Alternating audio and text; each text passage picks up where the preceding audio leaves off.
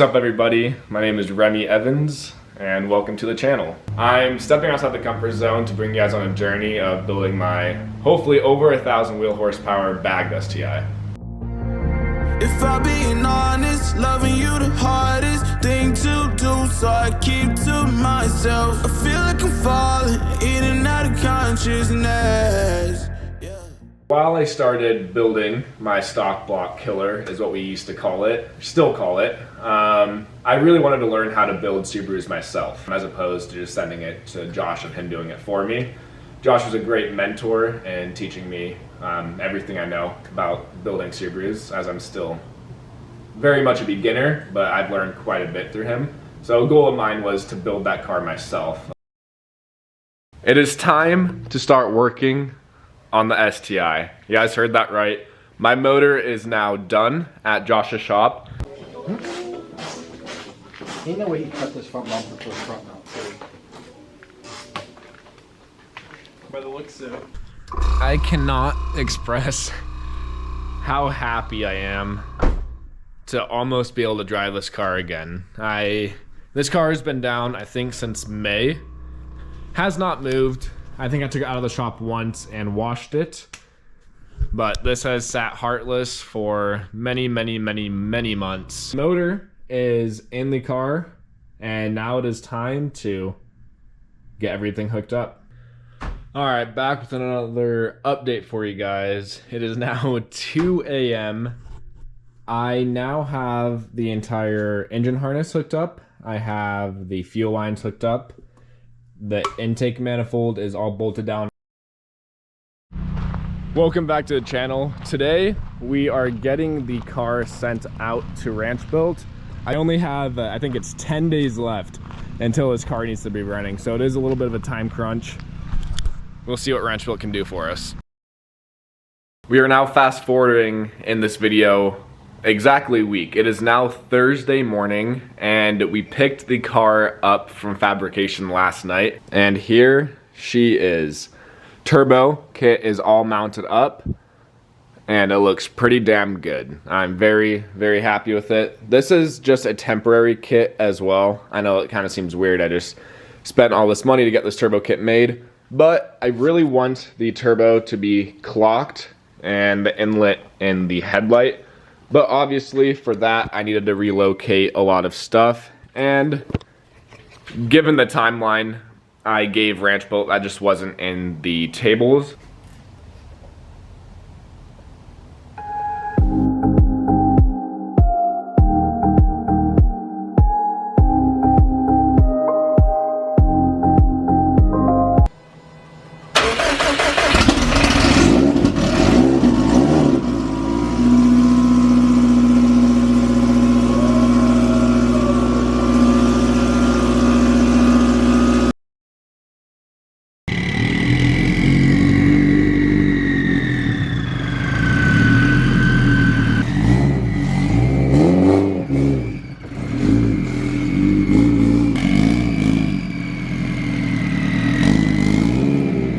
Alright, we got the car loaded on the trailer. We are right now heading over to Devin's shop. I will be using his lift.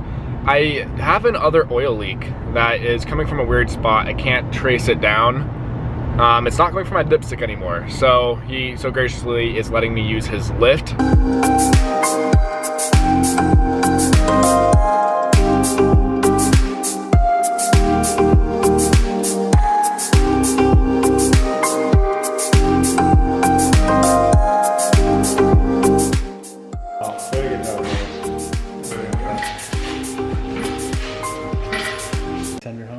Send her home.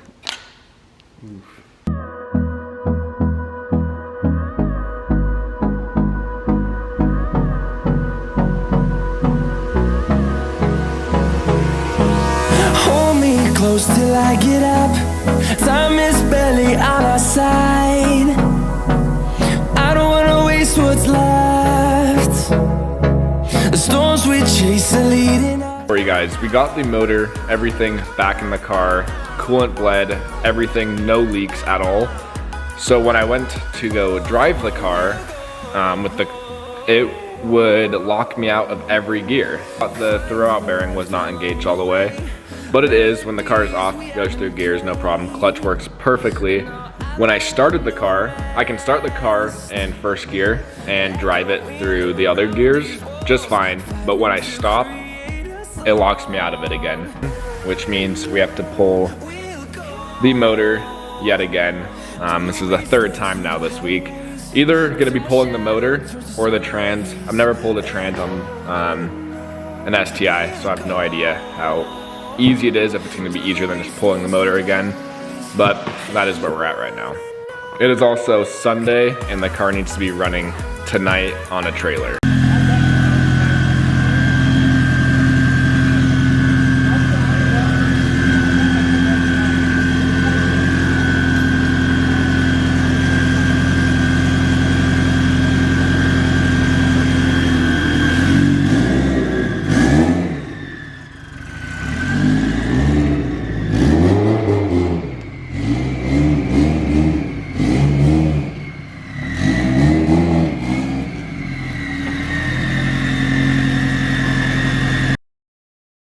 All right, it is now currently 9:30. We have the trailer hooked up. We are now about to hit the road. Long drive ahead of us. It is currently about 5 a.m. right now. I am making a gas station stop. I've been filling up every time I get to half a tank, just because it is nighttime. I want to make sure I don't get stranded somewhere and run out of gas if I miss the last gas station for a while. Bo and Cody, of course, are asleep right now, which is fine. I'm still wide awake. But I don't know where we are. I think we are in Montana still. I think we've been driving for about 10 hours or so. We started at 9, it's 5 o'clock now, whatever that math is. We just got all of the cars unloaded at our trailer place. We are now all about to mob over to the house. This is my first time driving the car, so I hope it drives well. Not quite sure. It is still on a base map. I'm hoping I can do some e-tuning while I'm down here, but we're just waiting on some slow pokes here, and then we're about to head over to the low glow house. It is currently way later in the day now. Bo and I attended a pre-meet here at Gatlinburg. As soon as I got into the car show, my car started sounding a little weird. I went to start it again and it died within a couple seconds. We picked up Devin here. We're trying to figure out what is going on and probably gonna end up trailering it back to the house. It sounds like when we're turning it over, something in the cam broke. Cam gear, not quite sure what's happening. You can hear it slapping around the timing cover though. All right.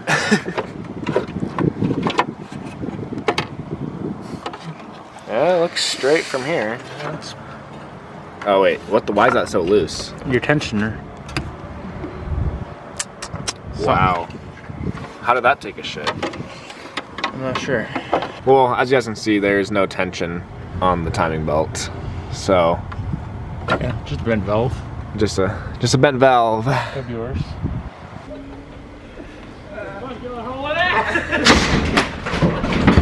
Oh, fuck.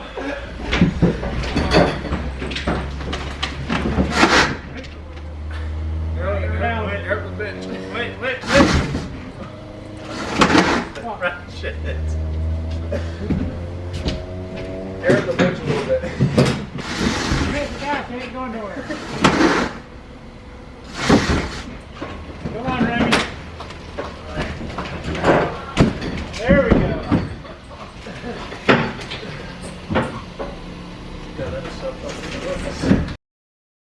I knew this was the issue, but I'll have to show you guys. If you guys see here, the main timing pulley bracket that everything bolts up to, there's no bolts. It's gonna be hard for you guys to see. I just pulled this forward. The bolt snapped. If you guys can see inside my brand new block. As I was taking a video to send to a couple people, I saw one of the bolts sitting on top of the block. It's not focusing, but here is one of the snap bolts. I've yet to find the other. If you guys can kind of see, it's not really focusing. But there are a couple valve tap marks. Very tiny. Glad it's not worse. These pistons will be fine to use. I'll have to double check, but it looks very, very minor. Good thing I pulled off these heads. They would have needed to come off anyway. Here, you can see on the exhaust valves, they are most definitely have tapped and seem to be slightly bent. Yeah, they're proud of that.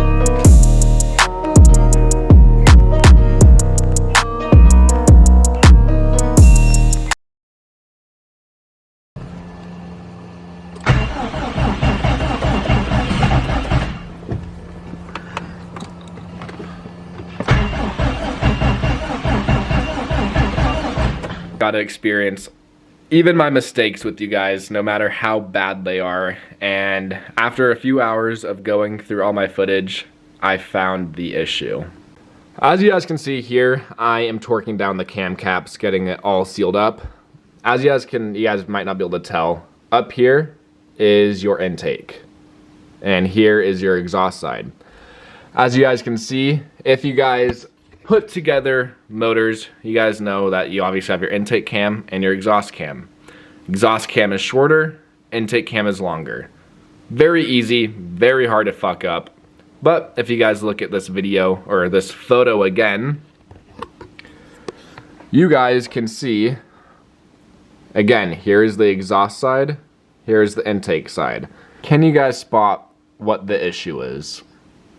It is clear as day for me, but if someone hasn't worked on Subarus maybe a whole lot, it might be hard to see. But I have the intake cam on the exhaust and the exhaust cam on the intake.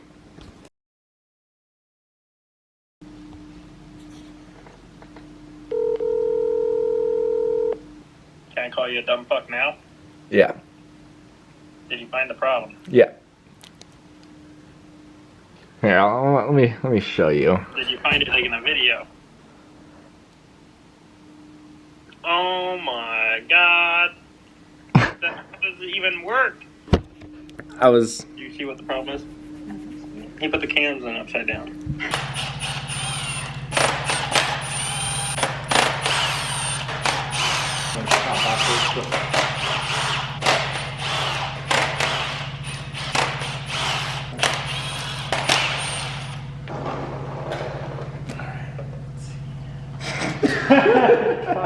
Yep. There's our flip, my friend. Wow. And it was not rubbing on the head, which is good. All right, pussy, you ready for this thing to run? Are you? Yes. Okay. Put your crank pulley on.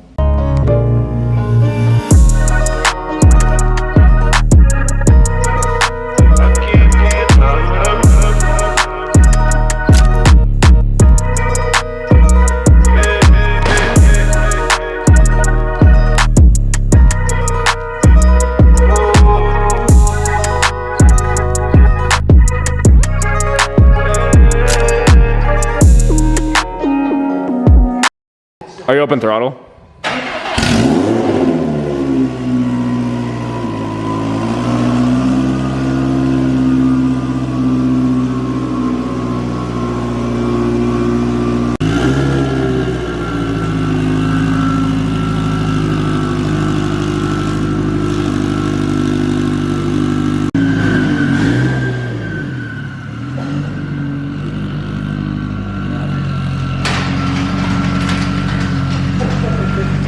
Feel good?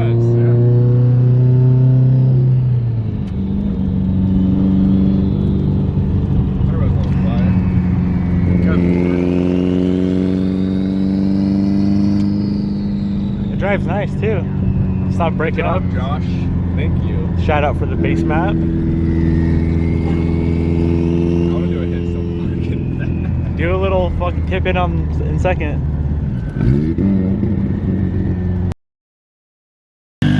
Josh has, very loud, sorry. Josh has so graciously decided to adjust the base map while we're already here. It is quite later in the day now, but he's going to get this map adjusted. He also surprised me with a 5-inch inlet, or turbo guard, but 5-inch turbo guard to throw on the turbo, so it is no longer exposed and I don't have to worry about eating up a rock or anything like that.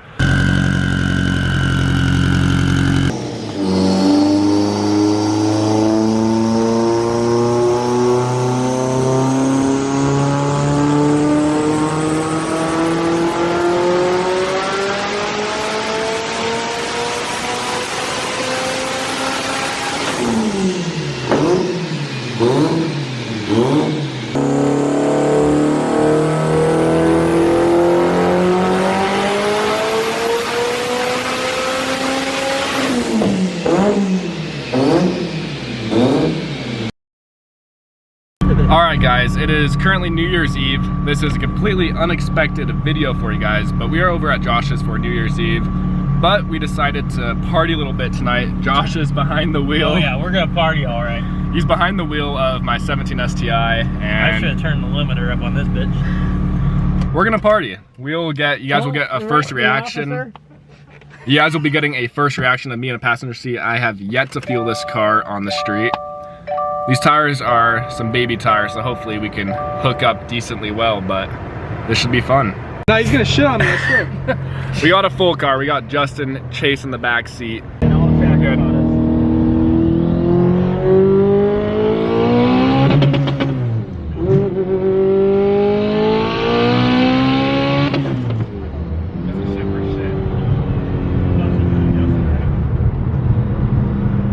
Damn. The clutch needs to be adjusted. There's something up with the trans where we need different fluid.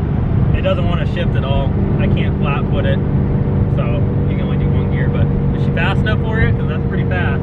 It's fast. I like it. I need to be behind the wheel though. So we went out and tried to do a few hits for you guys on the highway, but unfortunately we are running into an issue and you cannot flat foot this car at all. Never knew this issue because I've yet to be on this car, and even on the dyno, you're not banging gears, you're in one gear doing a hit. And in doing so, it is completely fine. You can still load it up in third or fourth and do a hit, no problem. But as soon as you go to shift, you can't. Today, we are going to be reinstalling my Exetti triple disc, getting it back onto the motor, and trying to get the first startup. I shouldn't say first startup, it's like the 10th startup at this point. But get this thing running again today.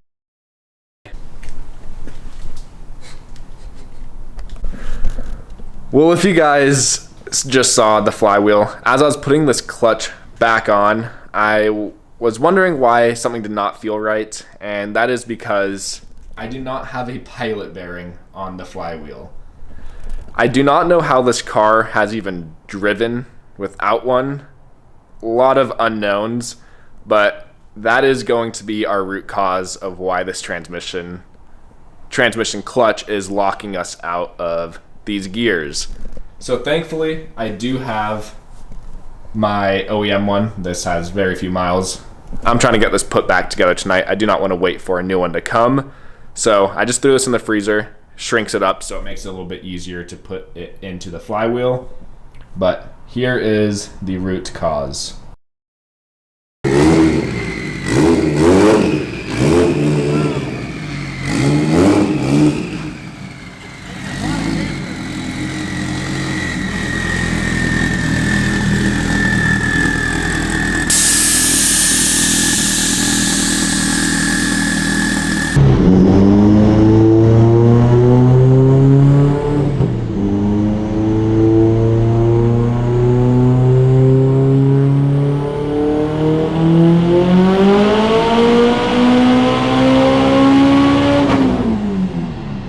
So we threw it back onto the dyno, hoping to make more power with no boost leaks anymore.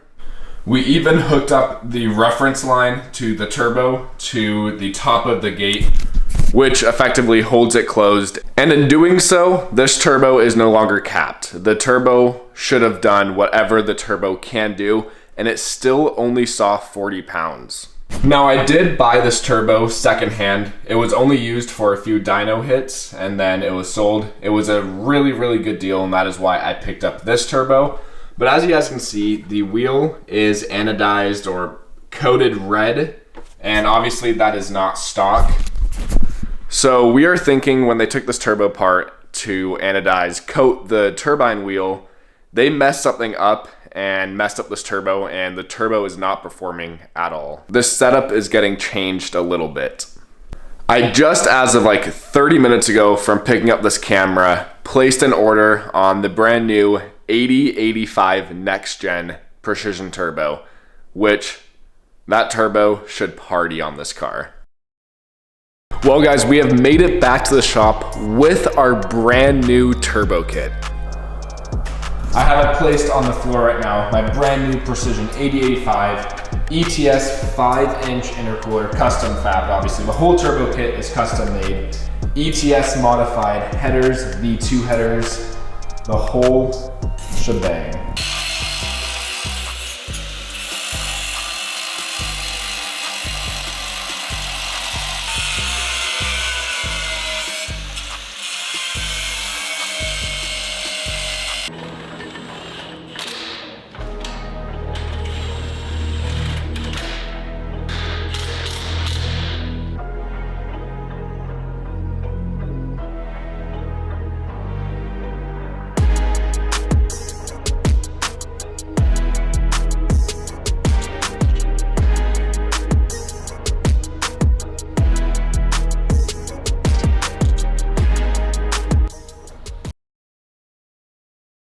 Today is the day I have been looking forward to for so damn long, and you guys as well.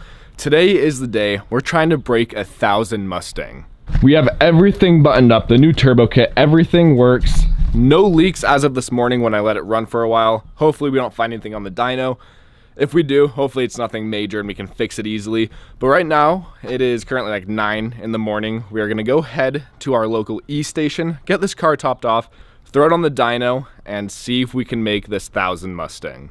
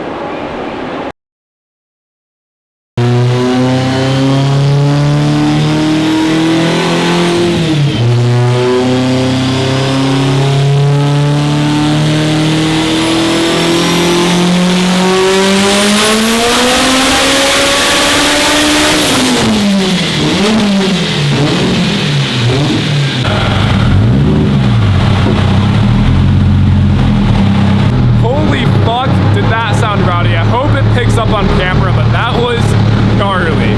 Holy shit, guys, take a look at this. This is Mustang numbers yet again. Fuck. Well, I have some bad news for you guys. We hit the relief point on the pumps, which means our fuel system is effectively maxed out, which is a huge bummer. We really wanted to break 1,000 Mustang. Regardless, we're over 1,000 dyno jet. So that's still very impressive in itself. But like we knew, we were playing with fire if this fuel system would be big enough to get us past that 1,000 Mustang mark. It looks like 911 is gonna be pretty much where we're gonna be tapped out. That's on 60 pounds. And yeah, I'll pick up the camera if anything changes. We are trying to get this car 100% prepped for race day. But as you guys can see on the car, we are pretty hot boy with this setup. We are running some rubber band tires. We're on 215/40 tires, and we are on air suspension. This is not the ideal setup for any power. So in today's video, we are going to be removing the complete air suspension setup that we have, removing all the lines, the wiring, everything out of this car, and we are going to be putting the slicks on here. But now everything is disconnected. I went through and went ahead and torqued down all of the connecting points for the struts to make sure those don't go anywhere at the track. Yeah, now it is time just to button up this car, throw the slicks on, and this car can get on the ground.